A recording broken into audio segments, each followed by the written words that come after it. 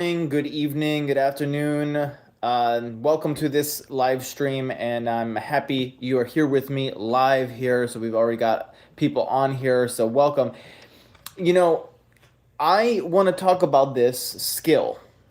The ultimate, I call it the ultimate thinking skill. And of course, the ultimate thinking skill on the thumbnail here, the ultimate thinking skills, this is a bold claim. Why is it the ultimate thinking skill? Normative.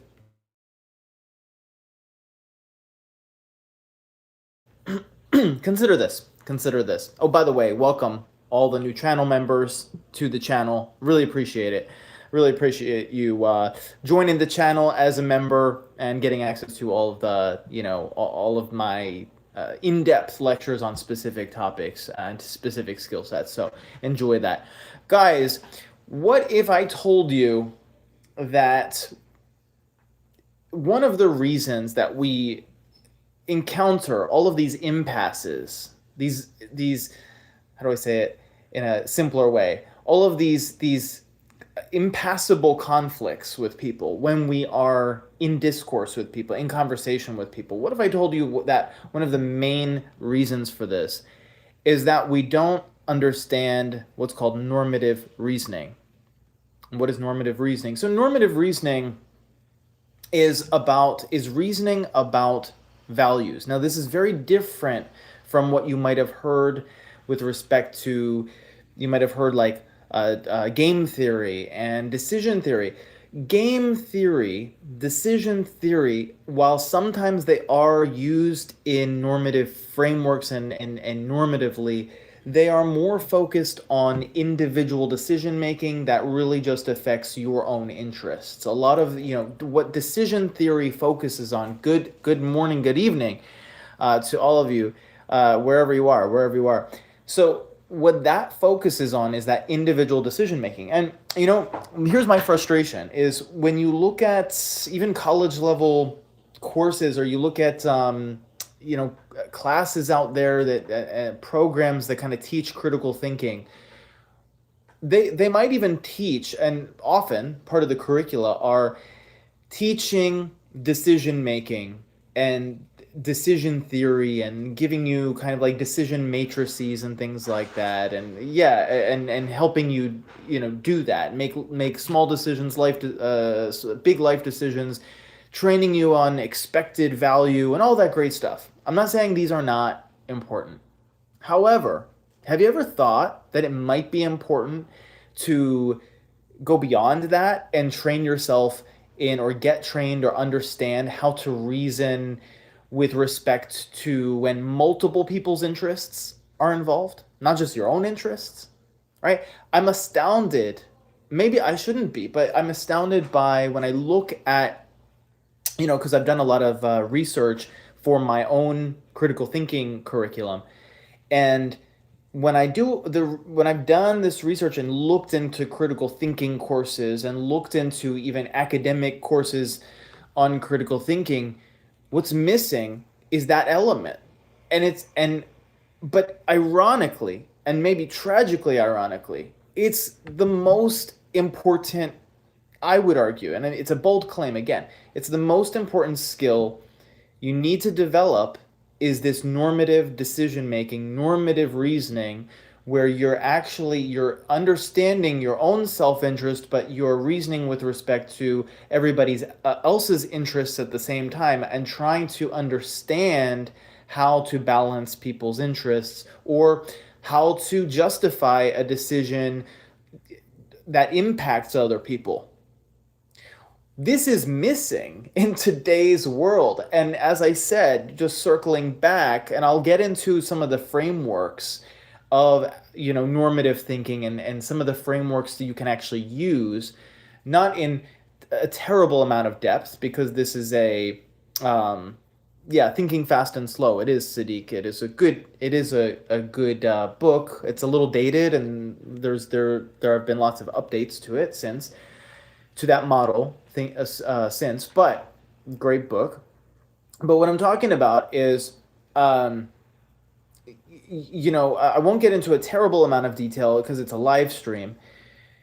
I might do it in future live streams, but I'll get into some of the models you can use for reasoning normatively, and then and how you can use this skill and these frameworks to more effectively communicate with other people, understand other people, and then also just collaborate with other people more effectively.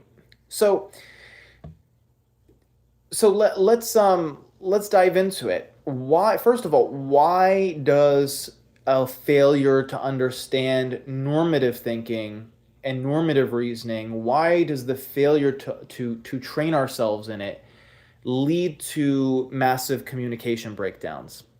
It leads to it because when have you ever, I don't know if you watch, these debate channels, right? Whether it's on TikTok or, sometimes Instagram, or definitely on YouTube, there are these debates people have. They could be political debates, social debates, it doesn't matter. And they're not even real debates, first of all, because debate is supposed to have a real structure to it. Those aren't debates. It's just people shouting at each other. But why are people shouting at each other? Why are people shouting at each other? And it's not even productive. You leave and then everybody still believes what they believe, right? So it's not even productive anyway. Why are they not productive? It's very simple. People are talking past each other. They're never getting to the core structure of why they disagree, or the core fundamental reasons of why they disagree, which are almost always based not on facts or descriptive or empirical, statistical, whatever facts about the world, but they are value disagreements. More often than not, value disagreements.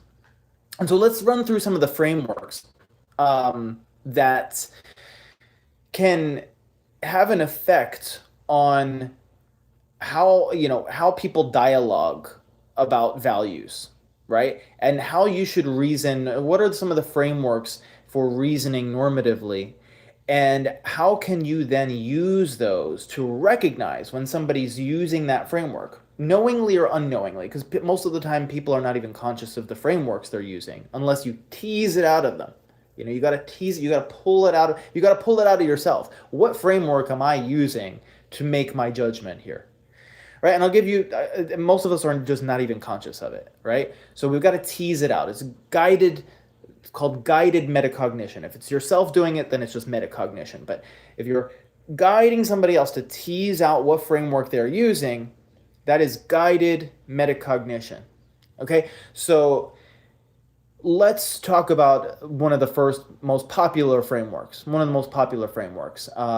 I mean, a lot of them are, but I'll discuss 3, maybe 4 of them, and you can decide how each one you might justify it. There are, again, this all goes down many rabbit holes. So the point is not to get into the complex theory of how they're justified metaethically and all this stuff. No, I just want to outline what those frameworks are, and you can start to choose and you can start to identify, how am I thinking? Okay. So the first one is called utilitarianism. Now this was you could say invented or devised by we could say arguably somebody called Jeremy Bentham. Jeremy Bentham, very influential thinker in 19th century Britain, and he went on to influence, and also Sidgwick is another figure, and then also John Stuart Mill, who was Bentham's protege. So a lot of British thinkers. Okay, so it's not all British thinkers that we'll discuss, but utilitarianism is very much a British tradition. So what's the idea here? And many people, I think some people will reject it maybe on those grounds. Now, I have nothing against British people, but maybe I know we have a lot of Indian attendees, right? So not a very happy relationship with Britain historically, obviously. So, but these thinkers, just look at the content of the thought, right? So the idea is that we can measure value in what's called utility. And you see this in economics, and you see this even in statistics. There's something called a random variable, if you're familiar with it. Random variable, and then we measure the expected value. That's utility. That's using utility. That all comes from this tradition.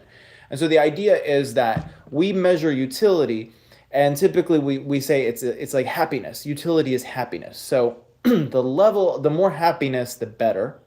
And generally speaking, the principle is we must maximize happiness. So the principle goes, whatever decision you make, it should be aimed at the greatest happiness for the greatest number. Okay, so now, and then how do you measure this? Is it an average figure? You look for the median happiness or whatever. Okay, those are all deeper discussions, but that's the idea. We're trying to maximize happiness. And so how can you figure out, hey, from Nepal, Anuj, welcome from Nepal. That's cool. I really want to visit Nepal at some point, and the Himalayas. Wonderful, wonderful country. And thank you, thank you. I really want to visit. I'm actually headed to Asia next week. Headed to Asia, so I will be joining you guys from Asia. But this time I won't be going to Nepal. It's not on my itinerary to visit, but in the future I'm gonna visit. Definitely beautiful, beautiful country, wonderful people. So definitely. Um, so where was I? Where was I? Yes. So in terms of happiness, how can you tell that somebody kind of subscribes to this framework, and how can you tell if you yourself subscribe to this framework of thinking? Well, if when you are faced with, let's say, some dilemmas, you are looking for a way to, you're looking for basically efficiency, right? Efficiency is a key word that a lot of people who are kind of more utility minded will look toward. So, for instance, what is the most efficient way we can yeah, what is the most efficient way we can get from A to B, right? How can we maximize, the output? How can we maximize and I'm being vague for a reason in the actual application, because what I want you to pay attention to is just the language that is used. Typically, people who are utility minded, utility maximizing minded, will think in these terms, speak in these terms. You also might hear terms such as, let's run a cost benefit analysis. What are the costs versus the benefits, right? And so that will be a lot of the language that those people will speak in. And so I want you to reflect a little bit. I want you to reflect a little bit. Who do you know who speaks in those terms and who uses a lot of that language a lot of the time, and who repeats things like that or thinks in that kind of framework? How you want to communicate with them is not in the same way as the way you might want to communicate with people in who think in other frameworks, who think in other normative frameworks. And you'll see the reason. You'll see the reason. Well, we may, have enough time here to talk about how we speak to each person, how we communicate with each person. But basically, if that's the value system, then it's purely kind of quantitative in a sense. They're thinking in that quantitative outcome based way. What's the result? What's the outcome? That is a lot of their language. Let's move over to what is called deontology. Now, ask yourself if you kind of fit this profile in terms of the language that you use. So deontology focuses on rights and duties. And so, strictly speaking, traditional deontology, and I say traditional deontology because there are updated forms of deontology which also care about consequences, but you can think of deontology as maybe, just crudely speaking, less concerned with consequences and more concerned with, in a sense, kind of the principle of the thing. And so this comes from a lot of traditions, by the way. Deontology, you can say, comes from a lot of traditions. Strictly speaking, in many ways, you could say, in general, maybe many religious traditions are deontological. You could say, you could say that many traditional societies are deontological, meaning in certain societies, you would have hierarchical structures. So one layer of society, you might have a duty to your family, and then so just thinking of, for instance, Confucianism, right? The first duty is to your family. The family's duty is to the society, and so on and so forth, and expanding and expanding outward from there. And so that's the structure for instance, a Confucian understanding of deontology. Deontology, as we understand it in more of the egalitarian kind of universal rights, everybody has the same kind of rights, human rights kind of thing. That kind of comes from, roughly speaking, you can trace it back to Immanuel Kant, the philosopher Immanuel Kant, who's a German philosopher, and he came up with this idea of the categorical imperative. Yes, awesome. Yes, neuroplasticity for sure is important. Important. So in terms of deontological concepts, there are lots of incarnations and manifestations of deontological concepts. But the bottom line you want to think of is rights or duties, right? Some frames of thought might focus more on duties than rights. Okay, and so for instance, do you think, for instance, it could be even in a work context, right? So we were talking about utilitarianism before and how people are very focused on efficiency. But does somebody, maybe among your colleagues or among people, maybe, just taking the work example, work point as an example, are there people around you who are thinking, it's not like they don't focus on efficiency or efficiency isn't important, but they prioritize maybe more, what, it's our duty. There's a certain duty that we have to the customer. There's a certain duty that we have to our coworkers, right? There's a certain duty that we have, just as agreeing to the job, right? We have that duty. Do we have certain rights also as employees, or does the customer have certain rights and that should be fulfilled? Even if it's not efficient, for instance, like if you look at it as a numerical calculation, right? Maybe there are 100 customers, and it's a cost benefit analysis to one person. If out of the 100 customers, well, 20%, and maybe let's make it lower, like 5% aren't satisfied. Okay, well, but overall the net result is that we've gotten profitability, or like that, everybody's happy, right? So that 5%, it's fine. It's just that's the optimized outcome. But a deontologist might think about this situation a little bit differently and think, but we have a duty to every customer.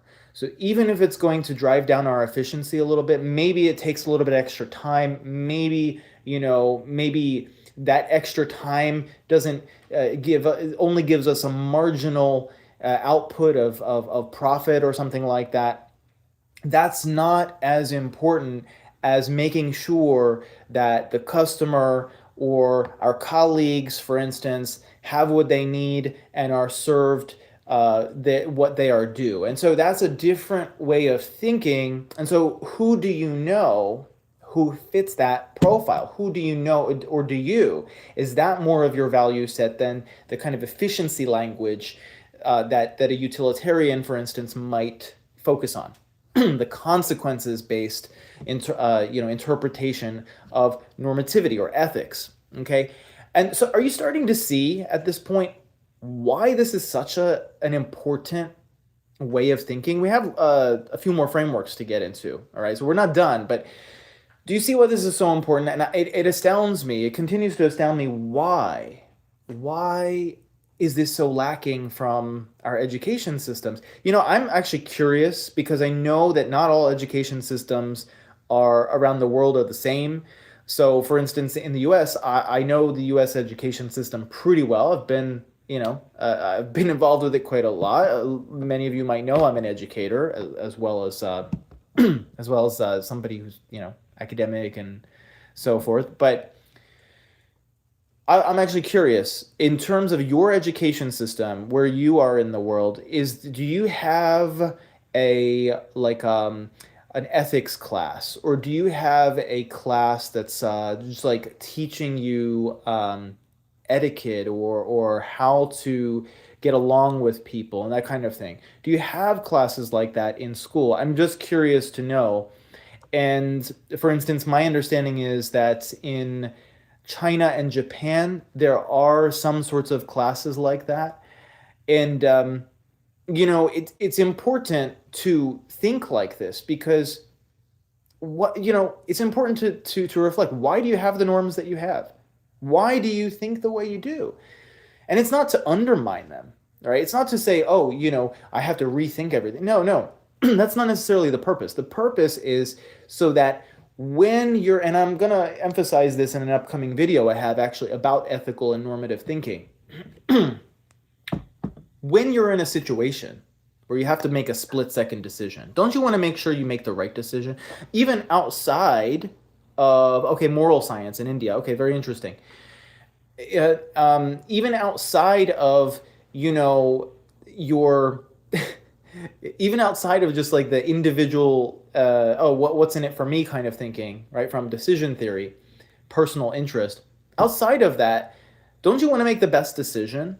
Right? Even in that split second decision, even in that split second, especially in those split second instances where you have to make a decision, well, that's why, you might think many of the things that I'm talking about right now are just like, that's so theoretical. Why would you, philosophy and stuff like that, and the critical thinking about normative concepts, normative reasoning. This is also theoretical. I have critiques about that. People say, why think about all this stuff? Well, guess what? If you don't reflect, if you don't take those moments of time when you actually can't, where you have the opportunity to reflect and think about these things, then in those moments where you do have to make those split-second decisions, you will not be acculturated enough, you will not be accustomed enough to the decision you actually want to make and you should be making, right? And before you know it, it will be too late. You might have made totally the wrong decision, and you might regret it for the rest of your life. So why not take some time on a regular basis to think about these things? They are practical. More normative decision making is, by definition, I would say, the most practical thing to think about. So let's get into, it's a good segue because let's get into kind of the third framework I want to think about here, which I want to talk about here, which is it kind of shifts categories a little bit. And as I'm talking about this, think about who fits this profile or who uses this framework. Do you personally? And this is called virtue theory.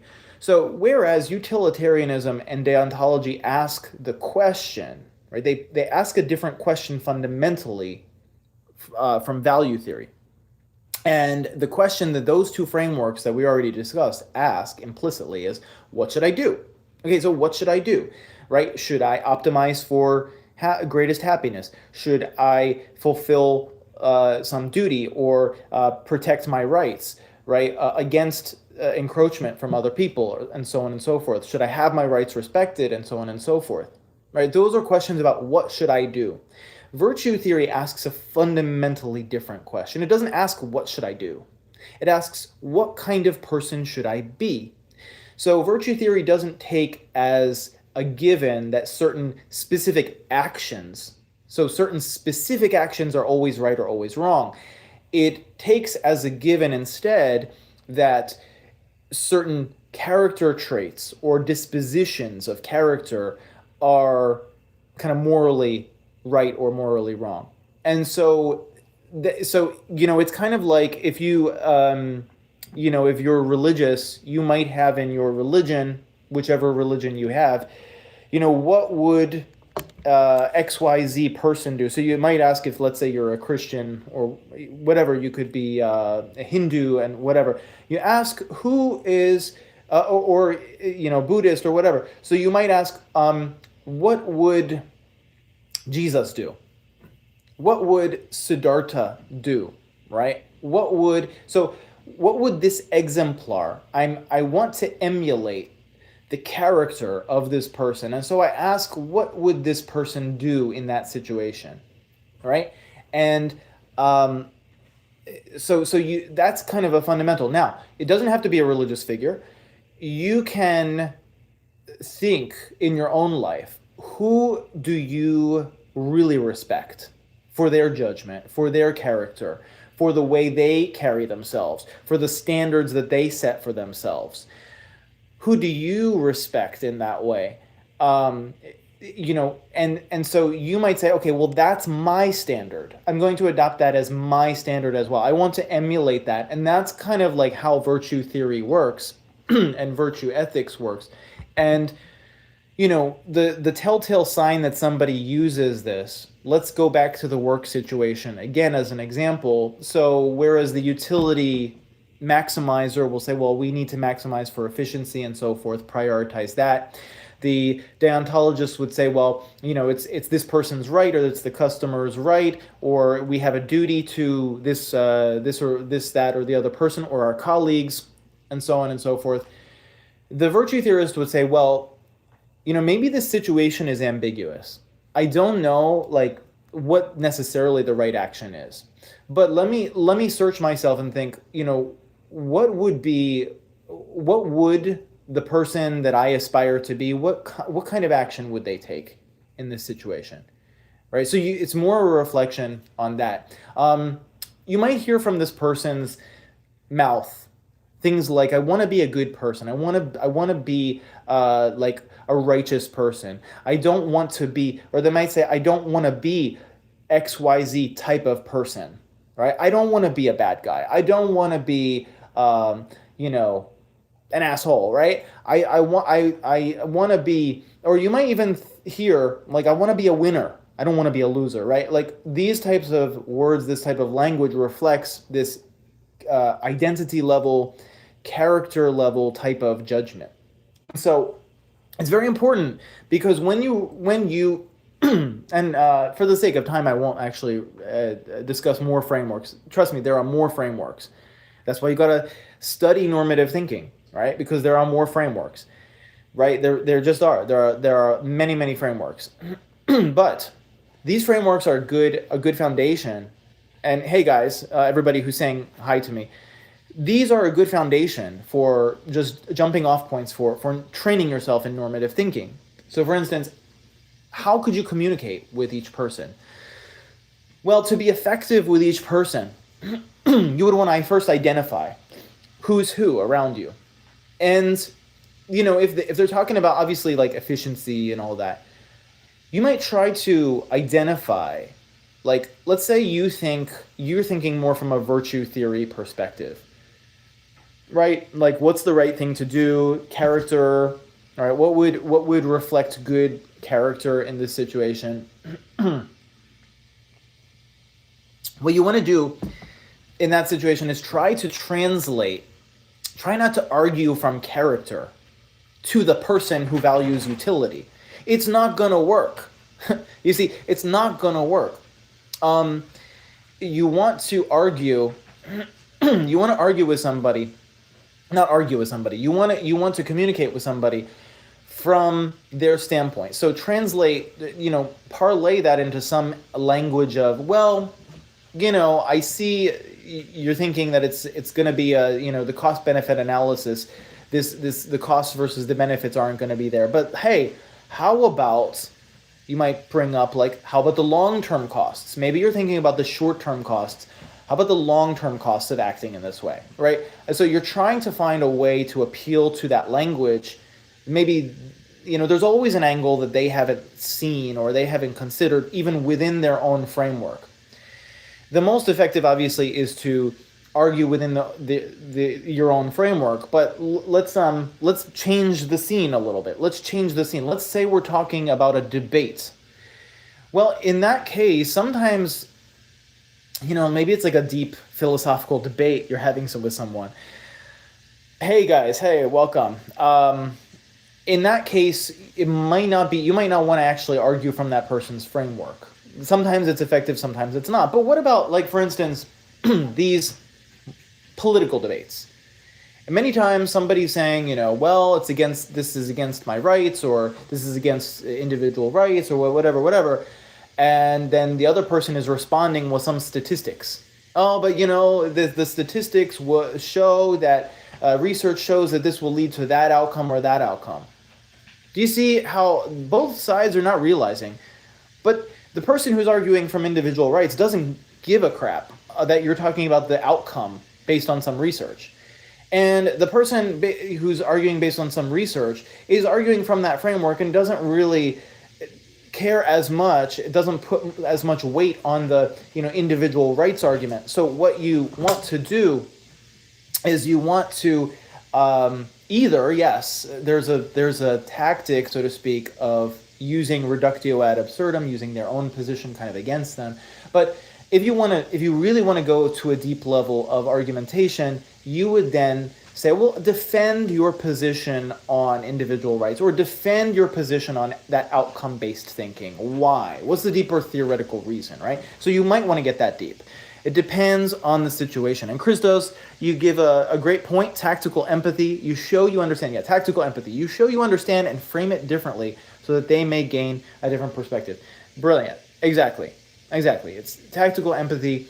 And, there are various forms of this as well, of what's called guided metacognition. You'll notice that I used this term beforehand in a previous statement, but it's guided metacognition is when your goal is not to win, but it's not to win the argument or say this is a debate or whatever, but to pull out of someone what they actually think. Because most people are not conscious of it. We spend the majority of our lives, this is just reality, and reality actually for a good reason in a very real sense. We spend the majority of our lives on autopilot, reacting to situations, going through a series of habits that we've been trained in, so to speak. And of course, this is for good reason. You can't always be thinking about every single decision you make. Much of it has to be automated, otherwise you would just be overwhelmed. But I challenge all of us, and I say all of us because I include myself in this, all right? I challenge all of us to take the moments, that small percentage of the time that we're not on autopilot, to do some deep thinking, to do some actual real cognitive training, and understand what our value, the framework of value-based thinking that we are thinking from, and whether that's justified, whether it's actually justified. How would we justify it if we were forced to explain ourselves, to justify it? What is our reasoning process for it?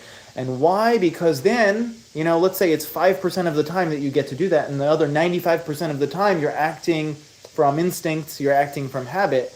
Well, over time, the 5% of the time that you're using to do that reflection and that training, that cognitive training, that's going to ultimately, over time, influence how the rest of the 95% of your habits are carried out. And that's actually a core tenet of a lot of virtue theory, in fact. And if you can't tell, I'm a big proponent of virtue theory. Because the point of virtue theory is exactly that, is to get those moments of reflection, build yourself up so much cognitively and from your heart as well, compassionately, such that the virtue becomes like a habit, right? It becomes a consistent exercise and habit. So that even when nobody's watching, right? Even when nobody's watching, and you could cheat on something, you could lie, you could do something dishonest, that automatic habit kicks in and says, no, that's not the kind of person I am, right? So, yeah, it's about your personal standards. And so I thought about it, there's another type of thinking called narrative thinking, in which we always have an inner voice in our minds. Yeah, so we do. So narrative, that's a whole different conversation, in fact, tied to phenomenology, interpretation, maybe even controversially, like grammatology, whatever. But in narrative, we always have the narrative. That is true. We are always creating a story, and that's actually one of the strengths of Stoicism, because Stoicism tries to get something as literal as possible. Although I'm not sure Stoicism really succeeds at that. There are a lot of potentially counter arguments to that, but it's great having this time to reflect with all of you, right? Every Wednesday. Next Wednesday, it'll be a little iffy. I don't know if I'm going to be doing, I'll most likely do a live stream. It's not going to be at 10:30 because we'll already be on a plane by then, but I will be at the airport, and I'll do a live stream from the airport with you guys on another topic, actually on the topic of experiential learning.